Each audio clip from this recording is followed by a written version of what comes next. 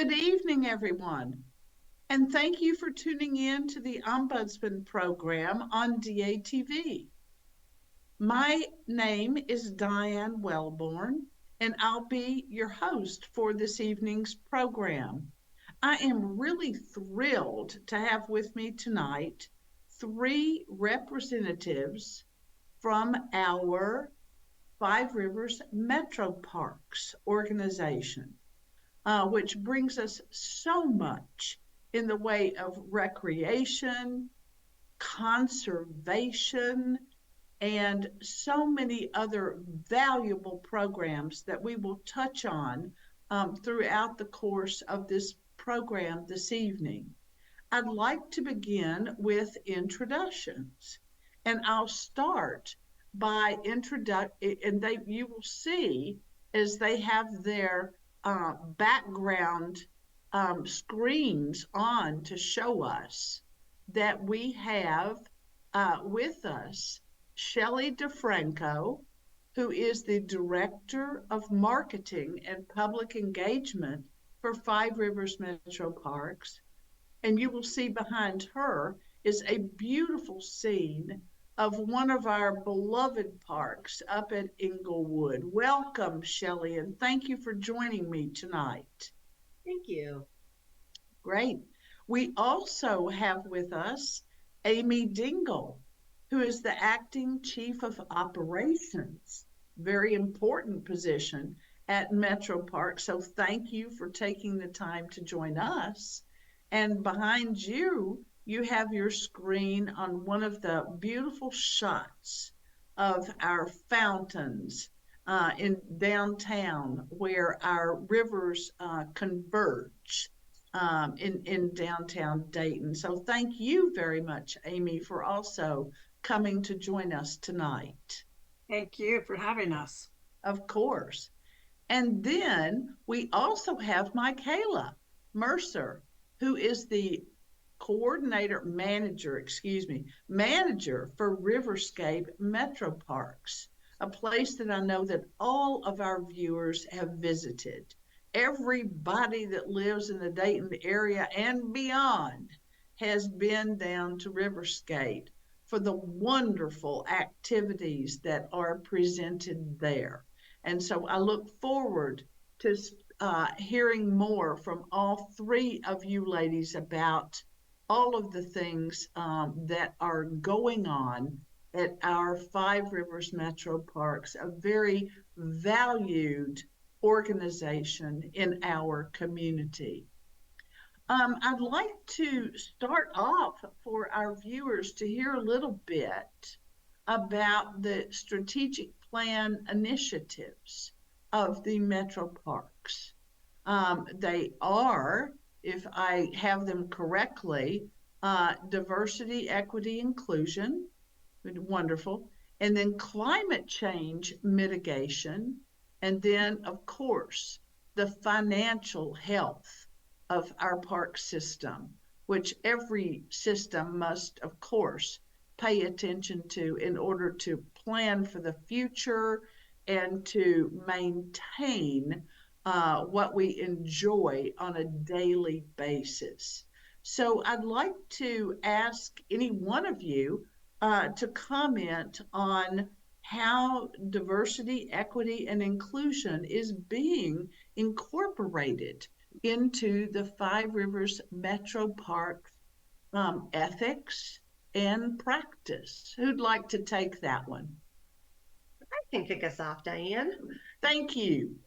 So with diversity, equity, and inclusion, you mentioned it being part of our ethics, and inclusion and diversity have been part of our values for at least a decade, if not longer.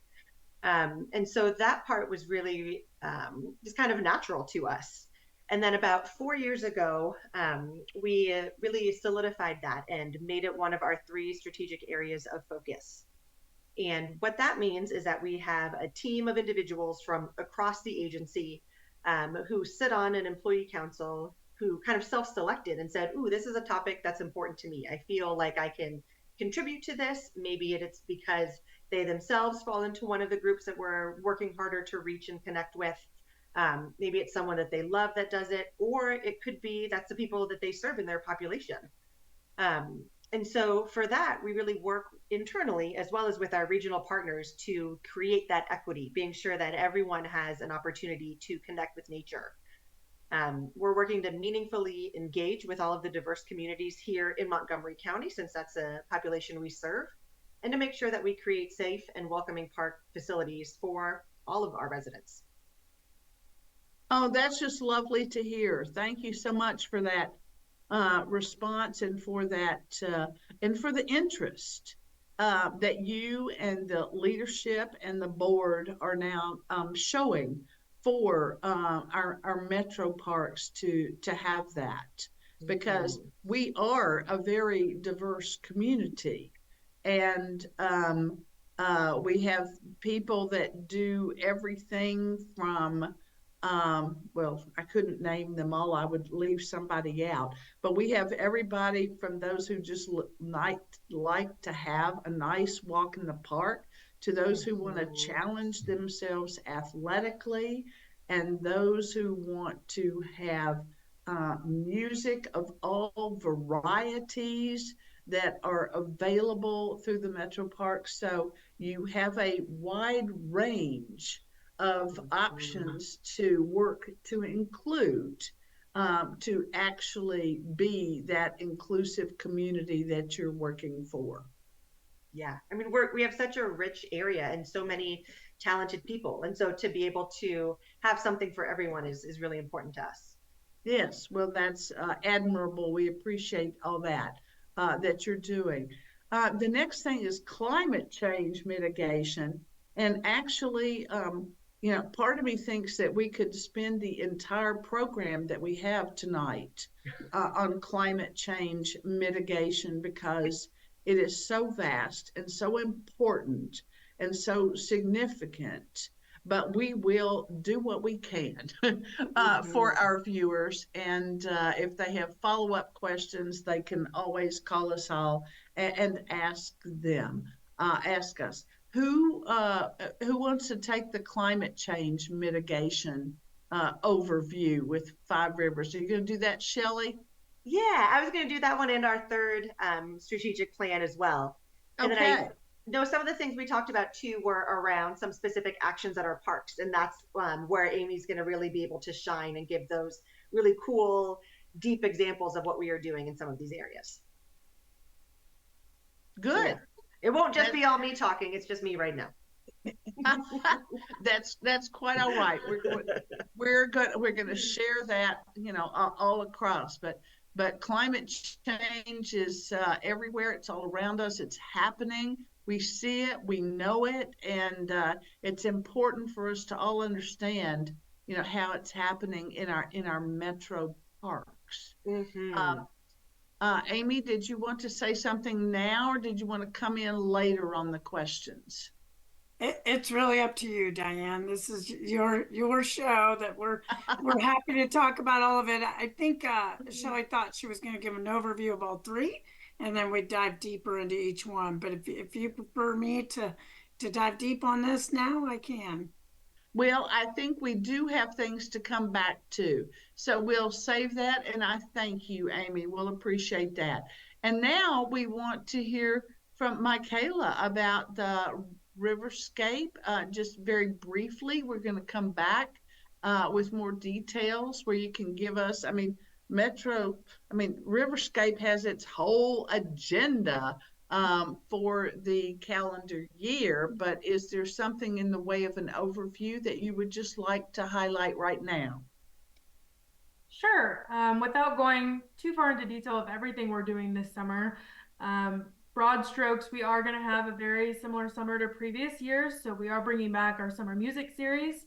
We are bringing back our fitness offerings in the park that will be free for folks to take advantage of all summer long, and those will be extended even more this year than last year. We will have our kickoff event in May, Passport to MetroParks, that will kind of get us started for the summer season. So there's a lot of exciting things to come this summer at RiverScape, a lot of returning events, and then some new programming that we're adding as well that we can definitely get into a little bit more later as well. That sounds like fun. We are anxious to hear about that so our viewers can get out their calendars and see which of these they need to put on at this early time.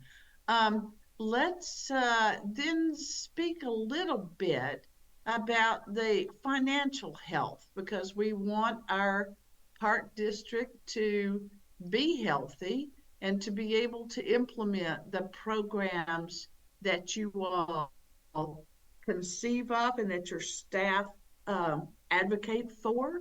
So let's speak a little bit about that, the finance part of it, which is important to all of us. I think that everybody that is watching the program recognizes that we, as taxpayers and as citizens and as people who enjoy the MetroParks service, that we do contribute a part to that. So, Shelli, maybe you want to say something about that. Certainly. And Diane, you're spot on.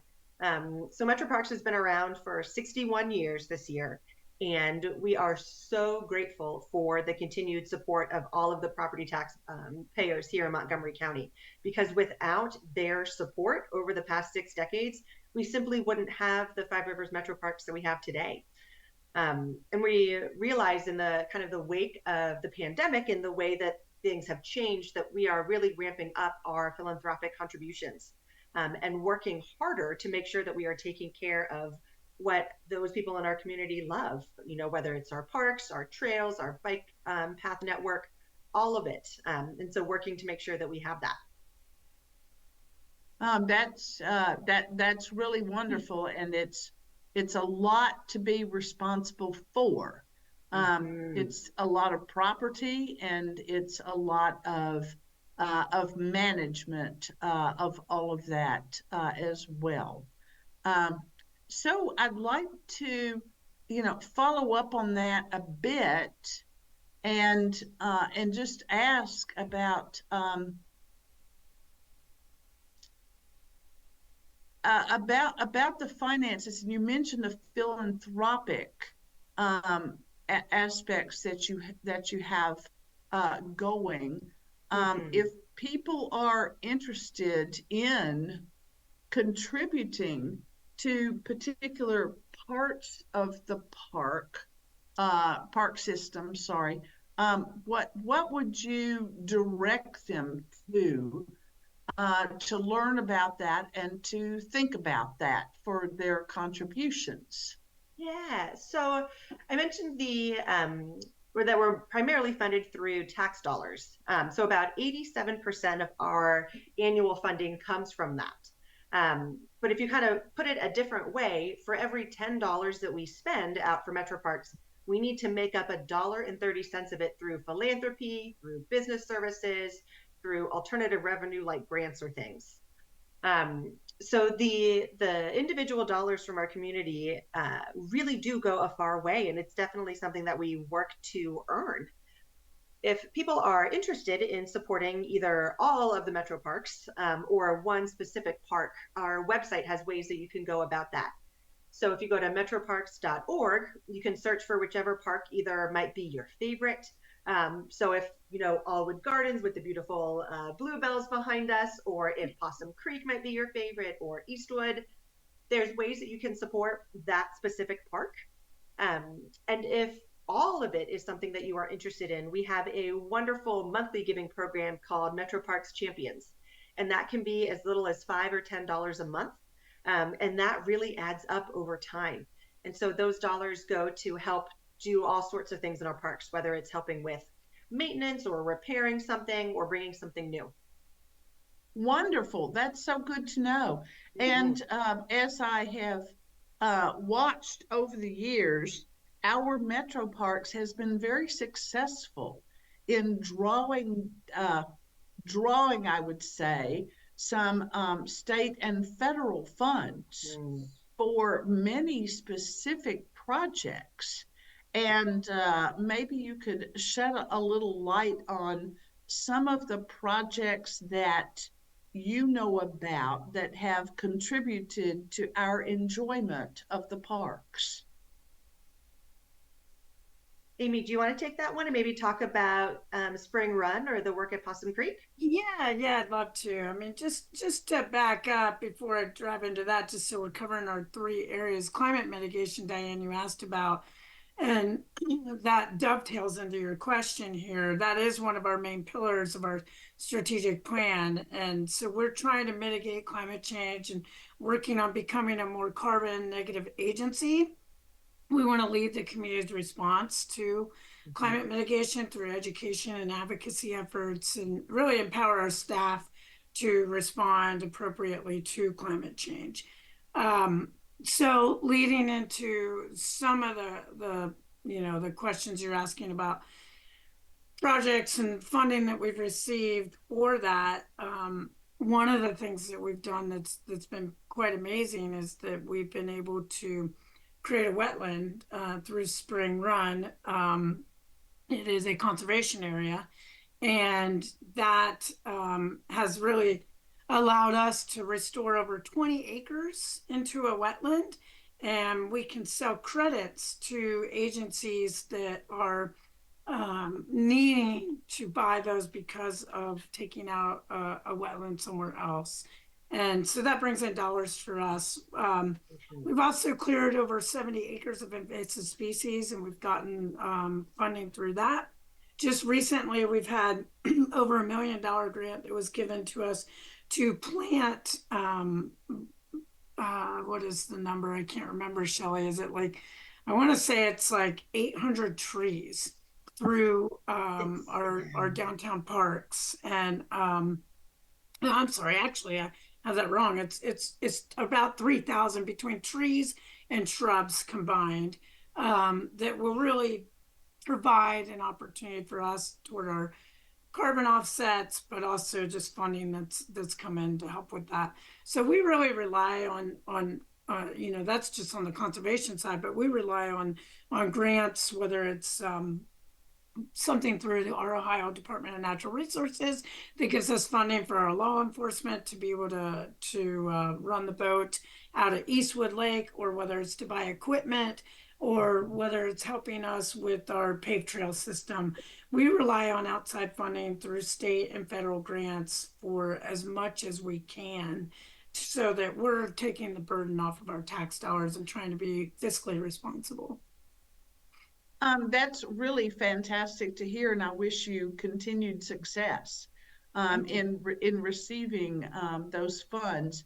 I think that that the whole carbon balance issue may be a little bit, not for you, of course, but might be a little bit confusing for some viewers, and for some people not understanding exactly what that all means. That when we plant a tree, or when we do things that help reduce carbon emissions to the environment, how is that offset? And so I think anything that you would like to say that would enlighten us about that would probably be helpful, because I don't think a lot of us understand that process to the degree that we should.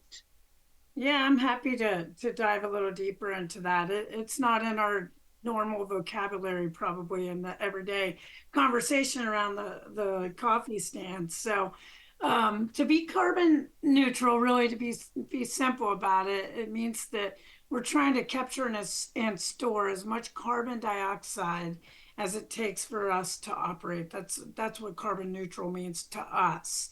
And so trees, grasses, shrubs, and soil in the parks take in as much carbon dioxide that we use, offsetting like the heat and cool our buildings, to drive vehicles to and from parks and things like that. So that's the balance we're talking about.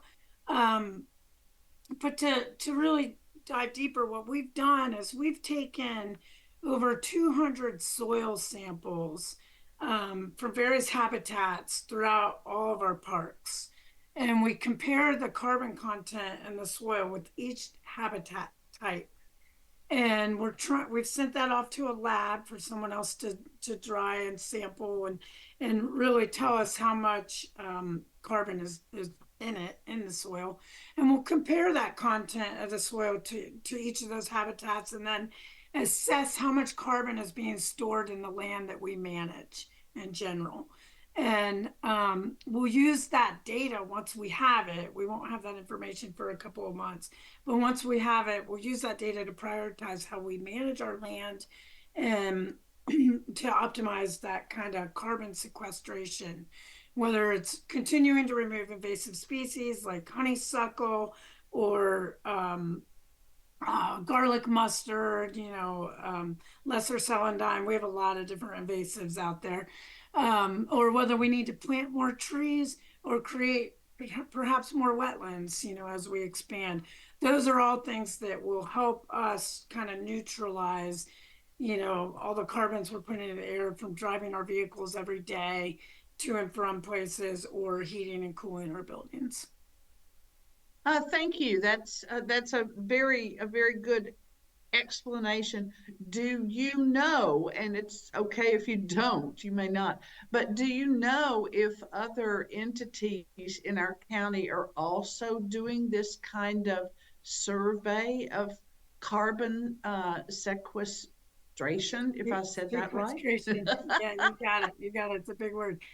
Tim, I don't know 100%, Diane, but I do believe that we are leading this effort in our region.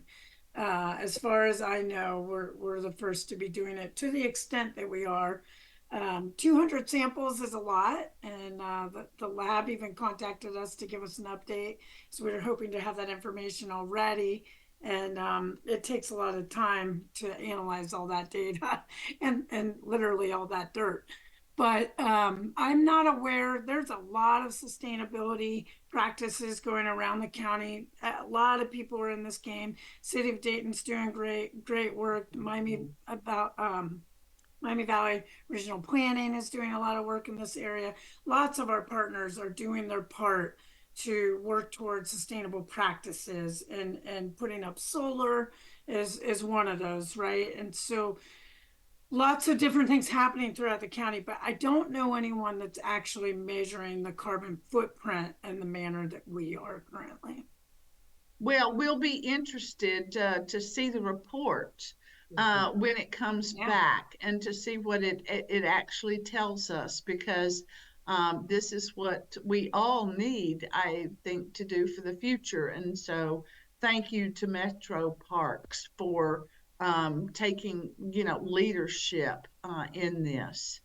I'd like to also ask how, on the conservation kind of theme, how does MetroParks, this is for any of you lovely guests, how does MetroParks try to encourage conservation practices in the homes of all of your participants and your visitors and your followers?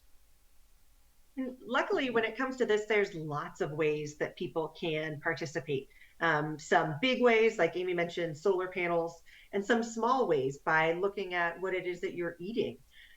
So doing things like buying and eating local. We operate the 2nd Street Market downtown, and a lot of our farmers are from the immediate area. And so it's a lot shorter drive to get your salad, your carrots, your meat from a farmer right here in the Montgomery County area than it is to get it shipped from Nebraska or California or South America. And so that is a really key way, and it's something we all do every day, is eat. There's ways that you can do it through composting, recycling, even things like making your own home more energy efficient will not only save you money on your electric bills, but it'll be a lot more comfortable to live in if you're not getting the drafts from the cold air coming in. So yeah, there's a whole heck of a lot. Absolutely. That's wonderful. Now, these resources are available probably on your website? Correct. Yes, on metroparks.org. Right. And then we also offer programs throughout the year for people to learn how to do those practices. Like something like composting can be kind of intimidating. I know it personally took me a couple times to get it right. Yes. And yeah, me and fruit flies, we have bad histories. Um, but our experts teach people to do it the proper way, and are there to, for support and to learn those tips and to find others in the community who are doing it too. So if you need to troubleshoot or get some tips from someone local, we got that too. Yeah, Wow, and that's good to know. Go ahead, Amy. I was just going to add to it, there's also gardening practices that through that programming that you ask about conservation practices, planting native species and trying to further our pollinators that are out there in our front yards as another way, sustainable grass cutting. So maybe not using um, your gas lawnmower for every aspect of your lawn and maybe planting more garden areas and plantings to help reduce some of that space where you're firing up the lawnmower. So lots of different things we're doing around sustainable practices and conservation. Well, that's all very fantastic, and I'm sure you're doing everything you can to get that information out to residents in Montgomery County, such as through your Parkways magazine, which is very full of information and very much appreciated, I think, by those of us who read that and choose to come in. Um, this is a call-in show. Probably should have said that in the beginning. Sorry, but it's a call-in show, and because we're on Zoom, callers call in to DATV to the number on the screen, and then we receive the question in the chat. And I received a question that a person who's calling in is a fisherman and catch many fish in MetroParks. And he or she wants to know if that's a problem for the conservation of the fish population in our area. So I'll toss that out for whoever is qualified to answer. Our fisherman. I can take that, Diane. Thank you. Thanks for the question. It's a great question. And I'm not sure what species you're talking about, but in general, my answer is no, it's not a problem. The fish population is really thriving in most areas.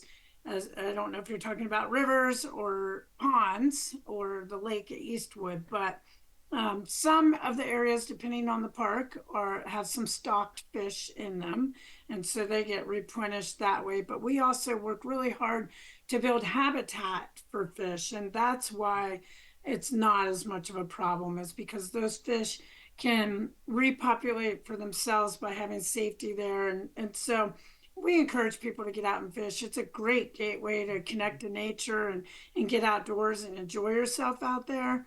And you don't need to worry about depleting the fish population, because we're trying to do our part by giving them the habitat and the safety measures to be able to continue to thrive. Hey, that's good to know. Also, something next on my very long list of questions for MetroParks, because you've got so much going on.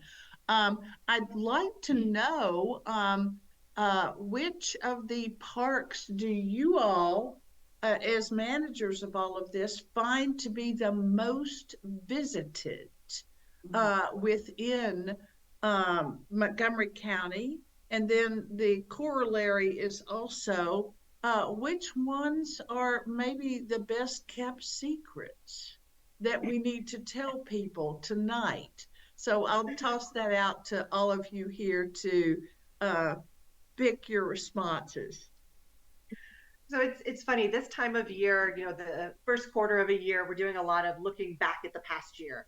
And so I was able to find our visitation data for our parks for all of 2023. And our top ones last year were Eastwood and Inglewood Metro Park. Those were the two biggest, followed by Sugar Creek and Taylorsville. So some of our parks that are also part of the Miami Conservancy district and the dams. And so, Inglewood and Taylorsville are some of those are kind of our gems, the one that not as many people go to. So if you're kind of searching for nature, so for some solitude, if you're going out to, say, read or paint in a park, Twin Creek, Wesleyan, Possum Creek, and Allwood Garden are the places that you're going to want to go check out. That sounds fantastic. Are there some that you might choose to highlight for families with younger children who may not be able to really walk a whole lot, before becoming tired out? I would say, so Possum Creek has a farm area with different animals. We also have it's still relatively new, it's a nature play area that is built for all ages. So there's a big sand pit area, there's hills to climb, there's a water feature that'll be turned on in the warmer months so you can play in a creek bed. And for parents, there's also bathrooms nearby, which is really helpful. Yes, very, very nice for children. Yes. Very helpful, yes. Thank you for adding that in. That's important. I have 2 young kids, so I think of that often. So you experience that when you're in the parks with your family as well, that when you have young children, there are special accommodations that we need to have. And what do you think are the parts that are like the best kept secrets that are, just not as visited for whatever reason? And what would you say about that we may be able to direct some viewers as the weather improves and spring comes among us, that what should they go see that they may not have experienced? I think it really depends what people are looking for, but if people are really looking for solitude or getting out to just connect with nature and find a quiet space, I think Twin Creek is one of those spots. Wesleyan, Possum Creek, and Allwood Garden are all great places to get outside and maybe have some hidden gems in there to discover that you might not run into as many people while you're there. Okay, that's great, because a lot of people don't want to be on a park trail that's really crowded with a lot of other people, but some people like that. It's as you say, everything. How many acres do our metro parks include? It's a big number. It's 16,500 acres. That's a lot.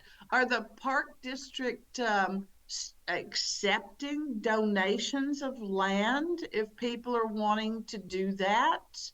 Are you all interested in acquiring or accepting more property as it may be available? That's a really great question. So right now, the types of land that we manage are forests, and the younger forests, which would be kind of an edge or a thicket habitat, grasslands, wetlands, and our aquatic areas. Like earlier, Amy mentioned our rivers, our ponds, our lakes, things like that. So the question of acquiring new lands, we have a set of priorities about what we are looking at when it comes to any of that. So it's not just any old piece of property we would want to, take. Because there can be other uses for it too. We're not the only name in the game. There's lots of great places and things in Montgomery County. So the things that we look for is if it's land that is along our waterways to strengthen those wildlife corridors. So things like our bird population can have a safer, healthier place to follow. We look at land that can help protect our water quality, land adjacent or connecting to our existing metro parks, and land that really has some cool, distinct natural features. So those are kind of what we're looking at. But I think the best way, if someone is really interested in land conservation, which is what we started out as in 1963, was a land conservation agency, is we have a conservation land permanent endowment fund that goes towards helping take care of the land that we already have, as well as build up that the kind of funding base if there are additional parcels or pieces that fit those strategic goals that become available. I see. Well, that's very helpful. And if somebody wants to donate or has questions, they should just call you at MetroParks, and you all will get back in touch with them about this. Absolutely. Yep. We've got a whole land protection team that focuses on that. Okay. All right. Well, that's really something great to know. Thank you. Um, I have I have yet more questions. Um, this is probably not, the first and most important thing, but I'd like to say that we have this eclipse coming in April, and it's all the buzz on all kinds of social media and on all kinds of other things. And I don't want to let the time get away from us before I find out how MetroParks is going to help us and the other citizens of Montgomery County enjoy this eclipse. So why don't you tell us all about that now? Yeah, it's going to be on Monday, April 8th is when it is. And it begins officially at 1:53 in the afternoon and ends at 4:25, but the max time is at 3:09. And so Montgomery County will be in the path of what we know to be of totality for about 3 minutes for that total time.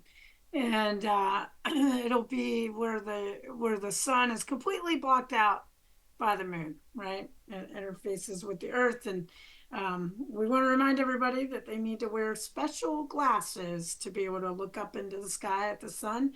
That includes, I learned today, even if you're using your cell phone. So you need to have glasses, and also look through your phone lens needs to have glasses too, if you're trying to take pictures. But we're encouraging people to get out and watch the eclipse wherever they are. And so there's lots of great areas to watch the eclipse in our parks.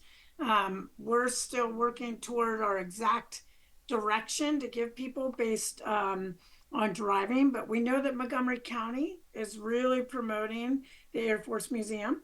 And so we also will be looking at a couple of our parks to try and target our staff efforts to help people to visit it. But really, you can see the eclipse anywhere you are. It could be your backyard, it could be on the paved trail network, wherever you have an open view of the sky. And so that's important for everyone to know. We know that we may have some outside visitors coming, and so anyone local might want to just stay home and view it from their front porch.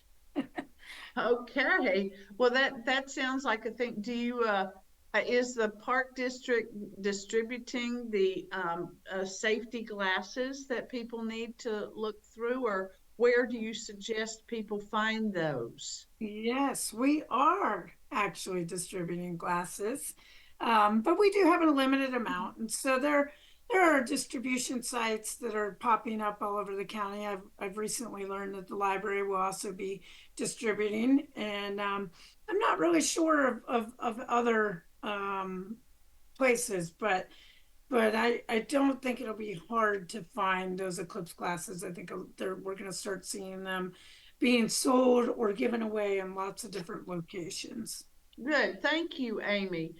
We have another caller into the program who was visiting a park recently and encountered a coyote. And so I don't know which of you is the best verse to speak about this, but what do we do about coyotes? They seem to be popping up in a lot of places. Well, let me jump in. Shelli might also want to talk about it, but coyotes are a natural part of our ecosystem, and I know that there's a lot of kind of misconceptions about them and perceptions about their safety when they see a coyote. We actually do have lots of coyotes in the region, and for the most part, they want to stick to themselves and don't really want to deal with people. We That's good. yeah, it is Because good, we but don't want to deal with them either. people shouldn't be surprised if they see them. And usually, if you just get loud or clap your hands, they're going to run the other way. Sometimes the public might mistake them for a dog because they, derive from dogs and they don't always recognize what they're looking at. But they really don't want to run into you as much as you don't want to run into them. So they are an important part of our ecosystem and the habitat out there. And so we welcome them. We're proud that we have as many metro parks as we do with the open space to give them a place to live. And that helps reduce the encounters that you might have in urban areas. Thank you. Anyone else need to weigh in on that right now, or shall we move forward? Amy got it. Oh, okay, she got it. All right. Then I the schedule from the Park District newsletter that comes out to all of us is really full and very wonderful. But can you all somehow kind of boil that down a little bit, because we don't have forever on this program to go through it all. But RiverScape is so popular and is so full all of the time. And MyKaelah, we want to hear from you because managing RiverScape is, I would think, managing a park within a park system. I mean, it is, it's got so much going on. So let's talk a little bit about what's up for RiverScape in this spring and upcoming summer, and what you think are the highlights that our viewers really need to know about. Yeah, absolutely. We're kind of a dual park in that we have park operations staff that does an amazing job at keeping the park clean and well maintained for just the passerbys that want to enjoy it for what it is, which is just a park. And then my team manages more the programs and events and the businesses side of it. So there's a lot of hands into keeping RiverScape exactly what it is and the asset that it is to the Montgomery County community. This coming summer, we do have, like I mentioned before, quite a few events and programs that are going on. So we're going to be kicking off our summer season with an annual event that we hold called Passport to MetroParks. It will be Friday, May 24th, and it is really kind of a highlight to all things MetroParks. So we get all different departments from our agency to come out and kind of set up a booth so that way the community can take the time to learn all the things that are jammed into that parkways issue that you talked about, and to have a chance to have face-to-face time with the experts in those areas. So we have our outdoor recreation team there, the Second Street Market team is there, other folks from Outdoor Connections that do various programming across the agency and all of the various metro parks, not just in RiverScape. So it's a free, family-friendly event. It kind of is a scavenger hunt of sorts, where you can stop through the stations and get your passport stamped that you visited all the different areas and you've learned about all the different legs of metro parks, so to speak. We have food trucks that will be there. There will be live music, a photo booth. There's a lot of activities to take advantage of while you're there. Our climbing wall will be out there. So you really get a taste of all things metro parks at that event to really decide how you want to spend your summer in our metro parks and kind of what programs you want to look into and such. And then for our team, we do also kind of have representatives from our 3 major festivals that come out as well. So the Dayton Celtic Festival will be returning this year, and the Hispanic Heritage Festival that are historically at RiverScape. And then the Dayton African American Cultural Festival will also be returning this year, which is going to have a location change this year as well, and they will be temporarily at RiverScape Metro Park instead of Island for this year. So all three of those festivals will be there alongside countless other areas within MetroParks. So that's kind of our major kickoff this summer. And then after that kind of segues into everything else. So we have our summer music series that's returning, and that runs June through August. So we have 12 different concerts throughout the summer season. We try to capture a variety of genres. So we've got R&B, rock, bluegrass, big band, which is a classic that Montgomery County residents love. We have a variety of different genres for that as well. So we're excited to be bringing that back. And then we do have a ton of fitness. So ever since COVID, we've really embraced the fitness in the park that's taken place. When everything shut down, folks still wanted to stay active, and the best place to do that was outside. So we've really embraced that since COVID. We have programming for fitness almost 4 out of 7 days a week, and it ranges from yoga to dance fitness to Tabata. There's a variety for all different skill levels and interests, and it's all free as well. So all of our programming at RiverScape is free, and it's really all inclusive. We try to make it open for anybody and everybody to come out and enjoy. We're along the river. It's a beautiful view, and there's always something going on downtown. So we try to contribute to that as well at RiverScape. It is certainly a beautiful view and a beautiful place to be. Now, for those who are interested in taking part in the fitness part that you just mentioned that's going on at RiverScape, would they find more details about that on your website, do you think? Is it there for them? It might not be yet, but Okay. it will be soon. We have Saturday fitness, so most Saturdays at 10 a.m. we'll be having some classes offered, and then most evenings, Monday through Wednesday at 6 p.m. So either on metroparks.org/RiverScape or on the RiverScape MetroPark Facebook page, folks can find all of that information for all the different classes we'll have offered. Oh, God, that's really good, because I can imagine once the weather starts to be more comfortable, that it's nice to go outside and be with a group of people and look at a beautiful view and do something outside. So I would hope that will increase there at RiverScape, as well as all of the wonderful festivals that you mentioned that many of us Daytonians have just become accustomed to, and think, okay, well, this is just going to happen. But of course, there's a lot of work and a lot of effort and a lot of volunteers that have to go into that. And our time is getting shorter, but I would like to spend a minute talking about volunteers, because I know that MetroParks uses a lot of volunteers, and I'd like to hear your description, please, about what you might need for the upcoming season and how people might become involved in volunteering. Oh, volunteering is lovely. We just had one of our big events this past weekend called the Adventure Summit that we do in partnership with Wright State University. And that event would not have been possible without the incredible volunteers who helped with everything from setting up. We had volunteers helping with our animals. We had volunteers tearing down. It was just incredible. But you're right, Dan, we utilize volunteers in a variety of aspects of our programming. So it can be either individuals who want to get out and relieve some stress and pull some weeds. It could be a group of friends who want to go out. It could be a corporate group that's doing a team building activity. All sorts of those are ways that people come to us as volunteers. Knowing this time of year, we've got our upcoming event in April called Adopt a Park.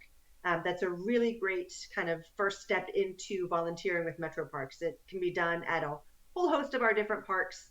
And it's just a 3-hour commitment in the morning, and you can do sites that are family friendly. So if I wanted to wrangle my 8-year-old to help me, I could. But it's great. And if being outside and gardening isn't your thing, but you do love the mission of MetroParks and connecting people with nature, we have indoor opportunities that can be things like data entry or work like that. That's great. So there's something for everyone. regardless of what they like to do. Well, that's nice to know. So I encourage viewers, if you have some extra time, MetroParks could incorporate you, and you would enjoy what you're doing there. I'd like to ask each of you, before we run out of time here on this program, I'd like to ask each of you if there's any comments you'd like to make about any item that I did not ask you about, or something that you would like to elaborate on a little bit before we're done. So, Shelli, I'll start with you, and then I'll move to MyKaelah and Amy as well. So please go ahead, let us know. You had such great questions, Diane. I think the one thing is I know a lot of people like to connect with nature through camping.